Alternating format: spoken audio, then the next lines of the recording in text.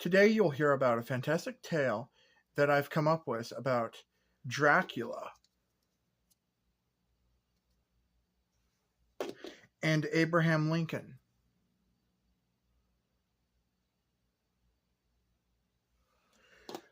In a death battle. In the beginning, Earth was one of three Earths in sync with each other. The Earth's names are the Prime Earth, Middle Earth, and the End Earth. In Prime Earth, we have humans and the supernaturals living together in harmony, rarely any conflict. But in the Middle Earth, it was a mirror of the world itself, which you could travel through various points, graveyards, mirrors, and runic circles, for example, which were the primary ways to go to Prime Earth. And finally, we have the End Earth, where all supernatural beings go to die, as well as the humans. It is known as the spirit realm. But all that changed when, in 15,000 BC, the gods had a change of heart, and the person leading the charge is Yahweh, with his lieutenant Michael. They started by banishing every demon to Middle Earth, which caused a revolt, which ended up causing the Younger Dryas Cataclysm, which killed many humans and reverted them back to primitive states. And only in 10,000 BC did humanity start regaining its potential.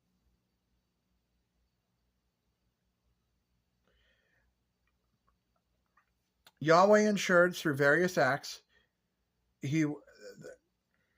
of treachery that he would be keeping humanity ignorant of their former allies by painstakingly changing history in many ways to make the supernaturals the enemy. For example, the pagan religions were the only ones that were able to teach humans that they were the allies, the demons.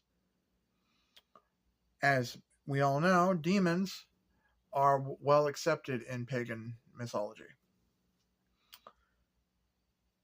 So, as I was saying, the Vikings are a great example. They bred wisdom, which gave them the power of bloodlust and strength to kill Christians who worship God. They nearly succeeded in activating a portal to Middle Earth from Stonehenge, but was stopped by the Christians, which was basically the St. Bryce Massacre. And it made them even more mad, and the Vikings gained enough strength to be able to give William the Conqueror the ability to conquer all of England for the throne. The English were blindly loyal to God until Henry VIII had a vision of the truth and kicked the church out and burnt a lot of their churches, for they worked in the name of a madman, which God was in this timeline. The Protestants unknowingly worship the pagan religions to give them power to restore everything prior to the Younger Dryas Cataclysm. Now, when the Revolutionary War happened, it was a giant lie. So, with the supernatural world, magic exists. So you can use magic to give illusions of events that never happened. A false memory. And that's what happened with the Revolutionary War. And it also would explain how America became powerful in 300 years. Deep in a vault somewhere in the United States, there is the Ark of the Covenant, held hostage until God realizes he's finally being defeated.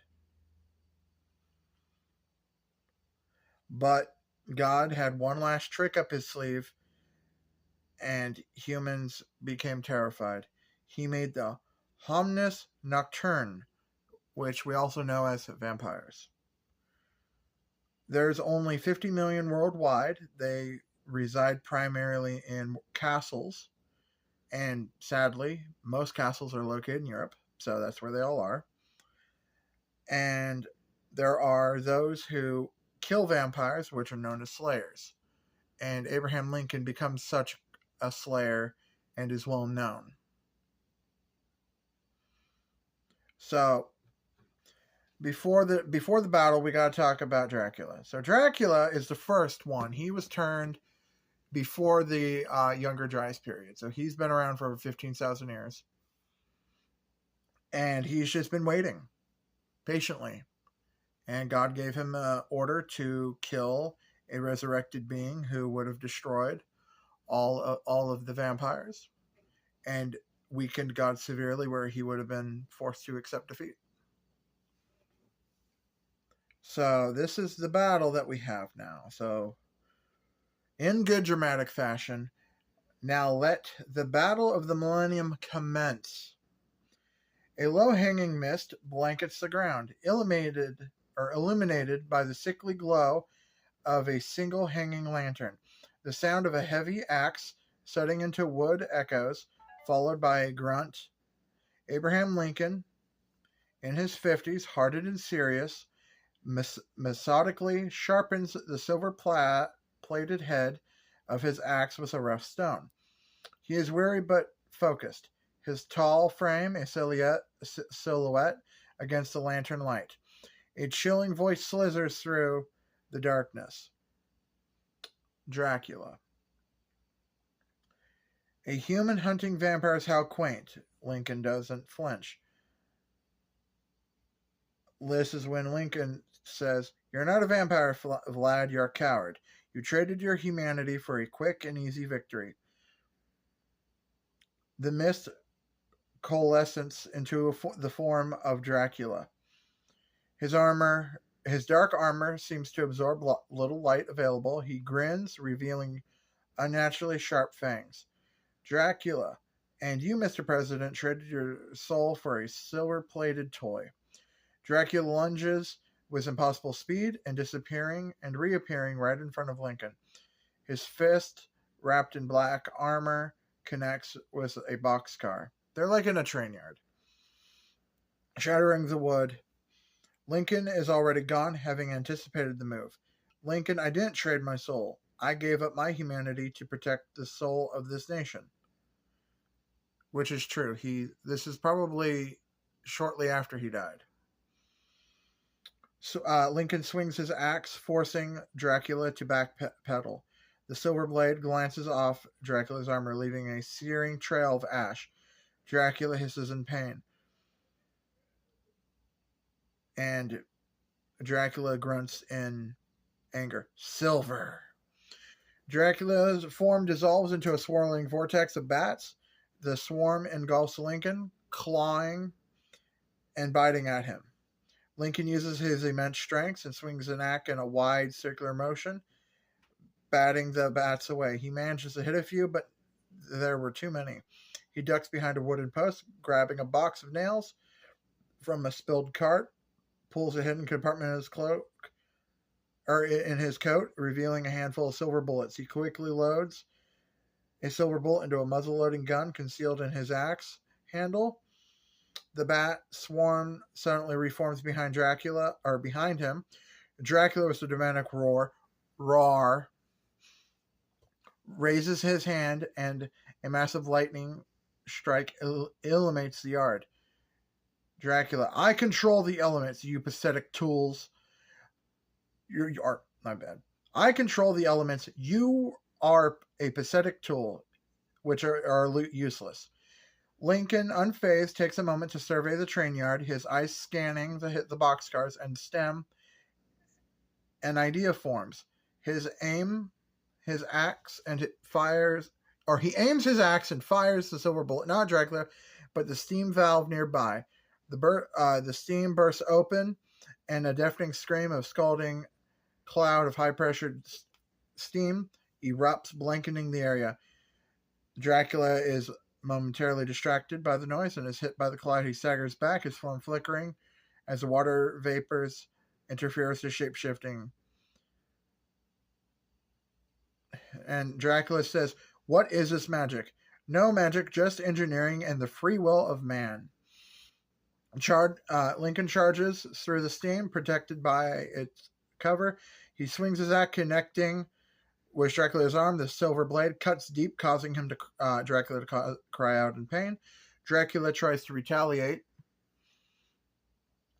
but the constant pressure of steam keeps him disoriented and weak. Dracula keeps Dracula's shape-shifting becomes erratic. A desperate, broken kaleidoscope of bats. Lincoln uses this opportunity, driving the butt of his axe into Dracula's ribs, cracking the bone. Dracula falls back, gasping his breath. The steam clears, revealing a wounded but furious Dracula. He tries to summon another lightning storm, but the distraction of the steam has broken his concentration. The clouds remain static. Lincoln sees a loose wooden splinter from the boxcar. It's long and pointed, quickly retrieves it, and his eyes fixed at Dracula's heart. Lincoln says, "You can rule darkness, Vlad, but there'll always be a morning." Dracula asks, "Huh," a hollow, bitter sound. Dracula, "You can't win, you're just a man." "Yes, I am just a man, but one with a wooden stick." Lincoln rushes forward, and Dracula, dodging in a desperate clawed swipe, plunges the sharp stake into Dracula's heart. Dracula's eyes become widened, his body turns into ash, the dark armor crumbling. He lets out a final, silent, tormented scream as he disintegrates, dust scattering to the wind. Lincoln stands over the ashes, his breathing heavy from this long battle. He looks at the sunrise, a quiet dignity replacing the weariness in his eyes. With his foe now defeated, there is much work to be done to get rid of the vampires and Yahweh. The end for now.